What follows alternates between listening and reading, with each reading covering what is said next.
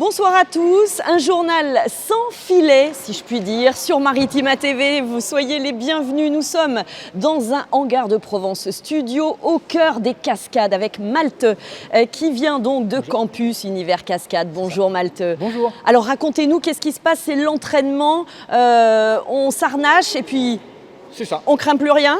Plus rien, non, je dirais pas ça. Le risque zéro n'existe pas. Mais après, on fait toujours tout pour limiter le risque. Donc du coup, je suis cascadeur au Campus Univers Cascade. J'ai fait aussi une formation cordiste pour justement me spécialiser dans le câblage, qui est pour faire les effets spéciaux dans les films. Très bien. Donc on a juste par exemple là, comme vous voyez. Est-ce que vous êtes prêts? Petite démonstration, Oui, ça s'impose. Comme vous voyez, hop, on va l'envoyer. Et c'est parti.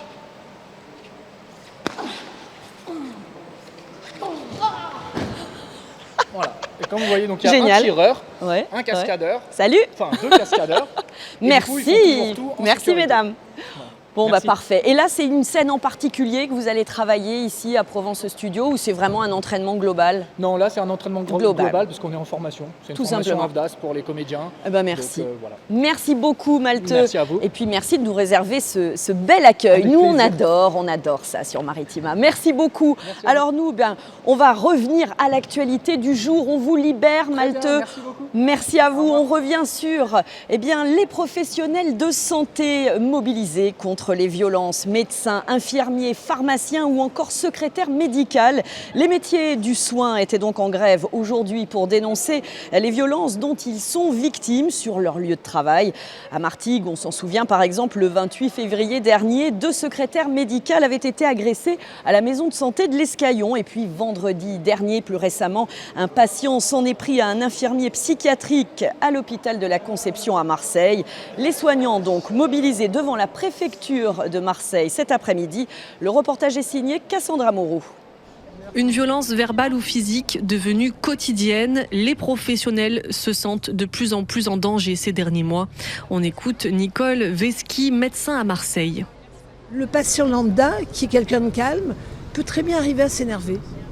Donc on peut aussi se poser la question de ce manque de moyens. Par contre, il faut aussi que les politiques prévoient une loi rapidement, avec des sanctions autres que celles que nous avons vues récemment. 3 semaines de jardinage pour un médecin qui avait un nez cassé. Une loi qui doit évoluer aussi pour protéger les soignants. Certains ont une obligation de continuité des soins. C'est le cas de Sophie Sirot, infirmière libérale à Martigues. Si le patient m'agresse et que je ne lui trouve pas une autre infirmière, je suis obligée d'y retourner. Parce que s'il m'attaque, c'est moi qui vais au tribunal. Alors ça, c'est un problème pour moi. Mais si je lui trouve une autre infirmière, ça veut dire que je vais lui fournir de la chair à pâté, quoi. Et on a besoin d'avoir un positionnement officiel du gouvernement et de l'ordre infirmier pour dire que fait-on ? Que fait-on ? Moi, j'ai un patient schizophrène, je ne peux pas lui tourner le dos. Et quand on y est seul. Donc, je veux avoir ce droit de protéger ma vie. Une délégation de soignants a été reçue par la préfecture des Bouches-du-Rhône à l'issue de cette manifestation. À l'origine de cette mobilisation, un médecin marseillais, le docteur Saïd Wichou. Le voici en visio au micro de Nordine Ali Saïd. La violence, elle est sur le terrain, elle est envers les soignants de manière générale. C'est une violence qui s'est intensifiée ces dernières années, depuis 4-5 ans. C'est devenu insupportable. Pour nous, il est intolérable de travailler dans cette ambiance d'insécurité. Et quand un médecin est agressé, la justice ne nous est pas rendue. Il est important de rappeler que le rassemblement s'adresse à tous les soignants, mais également à tous les citoyens. On appelle nos patients, on appelle vraiment les gens à venir nous soutenir. Il faut qu'ils comprennent que cette mobilisation, ce n'est pas uniquement pour nous, c'est aussi pour eux, c'est pour mieux les soigner, c'est pour les soigner dans de bonnes conditions. Un médecin qui est agressé, un médecin qui ne va pas travailler, c'est des patients qui sont restés à la rue, c'est des patients qui n'ont pas de médecin. Et quand on est dans un désert médical, il n'y a aucun médecin pour reprendre le relais. Donc c'est très très important. Si aujourd'hui on ne fait rien, on va vraiment vers une catastrophe sanitaire. Qu'en pense-t-on du côté de l'étang de Berre ? Eh bien, voici la réaction maintenant de Sébastien. Il est pharmacien à la pharmacie de Ferrières à Martigues. Et puis, il y aura également le témoignage d'une Martégale qui a vu un acte de violence. Elle s'est confiée au micro de Davy Moisson. Regardez. On est exposé tous les jours à de plus en plus de violences, effectivement, des violences physiques, morales, et surtout c'est la violence banale tous les jours, c'est des mots, de l'agressivité, voilà, on est soumis à ça toute la journée et effectivement sur le long terme, on craque. On sert de punching ball pour tout et n'importe quoi, les médicaments manquants, l'argent qu'il faut sortir parce que les médicaments ne sont pas remboursés, il n'y a plus de médecins, c'est notre faute, il n'y a plus de médocs, c'est notre faute. Enfin, voilà. Et la première personne qui passe sous la main, elle sert de punching ball et voilà, oui, c'est inadmissible, c'est déplorable. Moi, je pense qu'ils ont raison parce qu'il y a de plus en plus d'actes de malveillance, de violence envers ces personnels qui sont là pour nous soigner, comme également les pompiers ou les policiers, quoi. Donc ils ont raison d'agir en fait, parce qu'il faudrait que ça s'arrête. Vous avez été témoin d'actes de la sorte ? Oui, à l'hôpital de la Timone en fait, où des personnes agressaient des soignants parce qu'ils trouvaient que les soins n'étaient pas assez rapides. Alors que à la base c'était juste un petit mal de gorge et qu'il y avait des enfants qui avaient beaucoup plus de soucis de santé, quoi. Quelle serait la solution peut-être pour calmer un petit peu cette augmentation de la violence ? Moi je pense que c'est des peines pénales rapides en fait, ou des amendes ou quelque chose, une réaction rapide en fait, et efficace du coup je pense.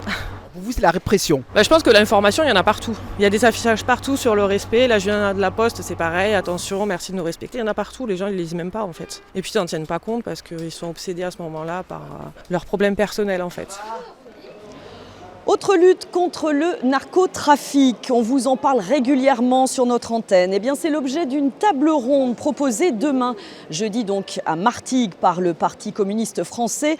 Jérémy Bacchi, sénateur communiste, a d'ailleurs beaucoup travaillé sur cette question après avoir lancé l'appel de Marseille et participé à une commission d'enquête sénatoriale. Une loi a été votée au Sénat, elle arrive à l'Assemblée nationale. Stoppons la spirale infernale de la violence et de l'exploitation. C'est donc demain à 18h à Martigues, ça se passe à la salle Raoul Dufy, au rond-point de l'Hôtel de Ville. Une visite ministérielle demain dans notre région. Rachida Dati, ministre de la Culture, se rendra à Aix pour signer à la DRAC, la Direction régionale des arts de la culture, une lettre d'intention en faveur de la culture avec Renaud Muselier, le président de la région Sud, avant de se rendre dans les Hautes-Alpes. Au programme, inauguration du nouveau bâtiment des archives départementales, signature de conventions, pays d'art et d'histoire avec les communautés de communes du Guillestrois, Queyras et de Serponçon, et puis visite de la cinémathèque d'images de montagne et du château de Tallard sur fond de transhumance et pastoralisme. Politique et justice, la garde à vue de l'adjoint au maire Sébastien Gibrayel et de son père, ancien député socialiste, est prolongée depuis hier. Ils sont interrogés pour des faits de violence en réunion. Cette décision du parquet intervient suite à des incidents avec des militants LFI qui ont eu lieu le 18 janvier dernier dans la cité phocéenne. Concernant les réactions de la classe politique sur la question, eh bien le maître mot, c'est la prudence. L'entourage du maire demande par exemple de laisser du temps au temps, rappelant que les élus se doivent d'être exemplaires. Et pour la France insoumise, il y a aussi une volonté affichée d'attendre la fin de la procédure pour s'exprimer. La communication du parti rappelle toutefois qu'elle maintient sa demande de retirer immédiatement sa délégation à Sébastien Gibrayel. Et puis, du côté de la droite, comprenez une volonté pour Marseille. On souligne l'hypocrisie et l'agressivité, je cite, d'une gauche donneuse de leçons. Le parquet nous a enfin confirmé aujourd'hui qu'à ce stade des investigations se poursuivaient et que la garde à vue était donc maintenue. On vous tiendra bien évidemment de l'évolution de la situation. On poursuit ce journal à Marignane. Depuis le 1er janvier 2020, la loi obligation d'emploi des travailleurs handicapés OETH est entrée en vigueur. Le taux d'emploi des personnes en situation de handicap est fixé à 6% minimum. Certaines entreprises n'ont pas attendu cette loi pour confirmer leur engagement sur la question de la diversité et de l'insertion professionnelle des personnes en situation de handicap. C'est le cas d'Airbus Hélicoptère. Reportage sur place, signé Sandrine Calvérac. Au cœur du site Airbus Hélicoptère à Marignane, cet atelier est géré par l'Association pour la coopération sociale et permet une insertion professionnelle pour tous les salariés en situation de handicap qui y travaillent. Mon métier à moi spécifiquement, il va s'orienter, il va avoir vraiment 2 aspects différents. Le chef d'équipe industrielle, la gestion de la production et l'accompagnement lié au métier qu'on exerce et au domaine qu'on exerce, tout ce qui est métier du domaine du handicap. J'ai fait des études en histoire, j'ai fait des études en sécurité du travail, j'ai travaillé dans la vente, dans tout ce que vous voulez. Et non, c'est plutôt par hasard que j'ai atterri là, sur des occasions à saisir ou autres. Moi je m'y plais, ça fait longtemps que je suis là maintenant. Ce sont près de 1000 personnes en situation de handicap qui sont employées sur le site Airbus. Mais le chemin est encore long pour certains. L'AGFIP œuvre au quotidien pour l'insertion à l'emploi. Demain et après-demain, nous avons, pas très loin, au centre de Marseille, au Vélodrome, l'URRH, pendant 2 jours, donc l'Université des référents handicap. Ces 2 journées, c'est un rendez-vous annuel qui consiste à mettre en relation tous nos référents handicap. Les référents handicap maintenant font partie du panorama, ils ont été finalement indiqués par la loi, les entreprises les ont mis en place, mais tout reste à faire, ce n'est pas une loi qui dit comment procéder. Donc l'AGFIP a pris en charge cette animation, créé un réseau et provoqué cette rencontre physique 1 fois par an, alors même que pendant tout le reste de l'année, il y a des échanges via tous les outils digitaux modernes. C'est un réseau d'échange de bonnes pratiques. D'après l'AGFIP, en 2023, plus de 3 millions de personnes étaient reconnues handicapées. Parmi elles, un peu plus d'un tiers étaient en emploi, soit 4% des travailleurs. Et comme vient de nous le rappeler le président de l'AGFIP, Christian Ploton, demain et après-demain, l'université du réseau des référents handicap prend place au stade Vélodrome à Marseille. Un événement national gratuit où les employeurs, les organismes de formation, syndicats et associations vont se rencontrer pour échanger autour de la question essentielle du handicap en entreprise. On file à Martigues. Un garçon de 9 ans et son père ont sauvé un homme de la noyade dans le canal. Un acte héroïque grâce à la vigilance du jeune Aaron. Un homme de 20 ans a donc été sauvé de la noyade. Il flottait au milieu du canal. Il a été extirpé de l'eau par le père du garçon et puis aidé d'un homme qui était de passage avant que les pompiers n'arrivent sur place. Donc bravo à père et fils donc, pour ce sauvetage. Ouverture de la vente des billets de train, ça sent les vacances d'été depuis ce matin. Vous l'avez peut-être remarqué, les billets TGV, Ouigo et Intercité sont dispo. Vous pouvez réserver vos trajets jusqu'à la fin août, voire jusqu'à la mi-décembre pour certaines destinations. Rendez-vous donc toujours sur le site de la SNCF. Et puis une surprise de taille ce matin. Je sens que derrière moi, il se passe des choses. Les Marseillais ont pu découvrir la statue du David, habillé d'un maillot de l'OM. Un geste pour encourager évidemment les Olympiens avant le très difficile Classico dimanche entre le PSG et l'Olympique de Marseille. Alors, les Marseillais vont-ils réaliser un exploit ? À voir, sachant que les Parisiens, eux, ont brillé, et oui, il faut le dire, en Ligue des Champions, en éliminant Liverpool hier soir. En tout cas, nous allons peut-être poser la question tout simplement aux supporters, puisque qui mieux qu'eux pour appréhender ce match ? Regardez. Alors, comment on le sent ? Écoutez, le PSG en ce moment, ça va plutôt bien pour eux. Ils enchaînent victoire sur victoire, but sur but. Mais après, honnêtement... Sur un match, je peux jouer, donc moi j'y crois honnêtement. Moi j'y crois, je sais de quoi on est capable, même si en ce moment c'était un peu compliqué contre Lens. On a eu la défaite à Auxerre, mais je pense que c'est possible. Sur un match 90 minutes, on peut le faire, donc moi j'y crois. Franchement, ce match-là, ça va être chaud. Hein. Ça va être chaud, je vous le dis. Si psychologiquement les joueurs de l'Olympique de Marseille ne sont pas stressés et qui n'ont pas peur de l'adversité, moi je vois bien la victoire de l'Olympique de Marseille. Hein. La vérité, je vois 2-1 ou 3-2. Ça fait peur, hein. Là on a très peur. Franchement, là le match hier, moi je priais pour que ça passe pas, c'est passé. Moi je m'étais dit, si jamais il y a une contre-performance contre Liverpool, ils vont arriver ce week-end avec vraiment le moral dans les chaussettes. Au final là ils sont tous contents, ils sont en train de faire la fête à Paris, donc ça va être compliqué. Et surtout là en ce moment la forme, honnêtement, hein, ça fait longtemps qu'on n'a pas vu Paris aussi tout cassé, donc ça fait vraiment peur. Franchement ce week-end ça va être compliqué, mais bien sûr on espère toujours. Hein. Ce sera un match à sens unique pour le PSG. C'est la meilleure équipe d'Europe. J'espère qu'on ne va pas prendre une branlette. Ouais. Là, l'objectif, c'est de sauver les meubles. C'est de sauver les meubles et d'essayer de garder la 2e place. Et de pas être humilié. Exactement, surtout à Paris, il ne faut pas être humilié. Voilà. Et ça, c'est possible? Je ne pense pas. On n'a pas les capacités ni physiques, ni mentales, ni... Non. Moi, je suis confiant. Ça va être un excellent match. Maintenant, le problème, c'est qu'il n'y aura pas les supporters de l'Olympique de Marseille. Et la fatigue du PSG, 120 minutes? Non, je ne pense pas, non. Aucun effet. Vous allez le voir le dimanche, vous allez le remarquer. C'est une machine à gagner. Ah, je vous assure, c'est une machine à gagner. Les supporters de l'Olympique de Marseille au micro de Michel Montagne. Alors, on va rappeler que l'équipe donc, qui affronte le PSG dimanche au Parc des Princes, ce sera pour la 26e journée de Ligue 1. Eh bien, les supporters ne pourront pas s'approcher du stade selon un arrêté de la préfecture de police de Paris publié aujourd'hui même. On va rappeler ce soir, puisqu'on y est, qu'on parle football, suite et fin des 8e de finale retour de la Ligue des Champions. Lille accueille les Allemands du Borussia de Dortmund. On passe au basket, pas d'exploit en revanche hier soir pour les Bayers. Après une cérémonie d'hommage à Henri Juita, décédé jeudi dernier, les Bayers recevaient Boulazac, leader de Pro B. Un match à sens unique puisque Fos s'est fait écraser de 26 points, 56-82. Au-delà du résultat, l'entraîneur Rémi Juita s'inquiète de l'impuissance complète de son équipe. Voici ses propos recueillis sur place par Joe Temple. Nous, on est une équipe malade. Je pense que ça se voit, il n'y a pas besoin de faire de dessin. Et on joue trop par à-coup, par inconstance aussi mentale.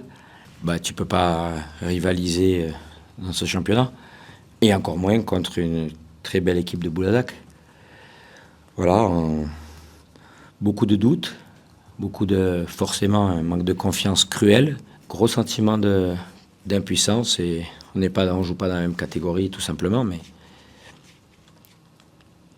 mais je suis toujours autant préoccupé parce que mentalement, je vous dis, on est d'une faiblesse mentale qui est inadmissible, même si la situation globale, forcément, elle n'aide pas. Le groupe se désagrège et très vite,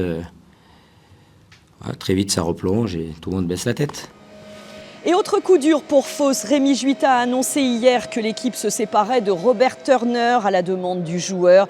Le 5e meilleur marqueur de la Ligue était un des joueurs phares de l'équipe. Prochain match pour Fos dès ce vendredi en Alsace contre Grisouffel. Allez, un mot de culture et pendant ce temps-là, ça continue de s'entraîner niveau cascade. C'est comme au cinéma. Bien justement, on parle ciné avec les rencontres cinématographiques de salon qui approchent à grands pas. Dès vendredi et jusqu'au 23 mars, 62 films, dont 30 premiers films, 24 avant-premières, 44 pays représentés et quelques 1200 festivaliers attendus pour cette 35e édition dédiée à la liberté de la femme. Un thème cher au cœur des organisateurs, comme nous l'explique Patricia Flory. C'est la présidente du festival au micro de Rémi Reponti. C'est un thème qui a parcouru quand même toutes nos éditions parce qu'on est extrêmement attaché à la liberté, au prix à payer pour cette liberté, à ce mouvement émancipateur et on sait que c'est toujours d'actualité brûlante sur les coups de boutoir de tous les réacs du monde. Donc ces femmes qui combattent, ces femmes qui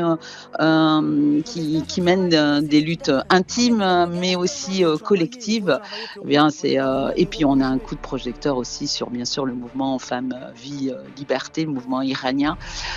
Donc voilà, ça fait partie de notre ADN du festival de défendre les droits humains. En fait, l'humain est notre boussole et plus particulièrement les femmes. C'est le réalisateur oscarisé et palmé Costa Gavras qui vient avec son nouveau film Le Dernier Souffle. Et là aussi, le choix colle à notre festival puisque Costa Gavras a toujours défendu et la liberté et les droits humains. Il est à la fois engagé avec dans des formes de films d'action, ce qui rend son propos très accessible. Donc voilà, on est particulièrement heureux d'avoir ce week-end d'hommage. Soirée hommage ce samedi, suivi le lendemain de la projection d'un épisode de série Le siècle de Costa Gavras. Notre siècle, ses tourments, ses luttes, des démocraties en danger au travers donc du regard du réalisateur. Et Costa Gavras à Salon, moi je dis c'est la classe. Ça applaudit derrière moi. Je vous laisse profiter de tout ce qui se passe. En tout cas, rendez-vous pris pour ces rencontres cinématographiques au Cinéplanète à Salon. On espère que vous avez passé un bon moment dans l'antre de Provence Studio pour assister à ces entraînements de cascade. C'est comme au cinéma. Très belle soirée à tous et à demain pour un nouveau journal.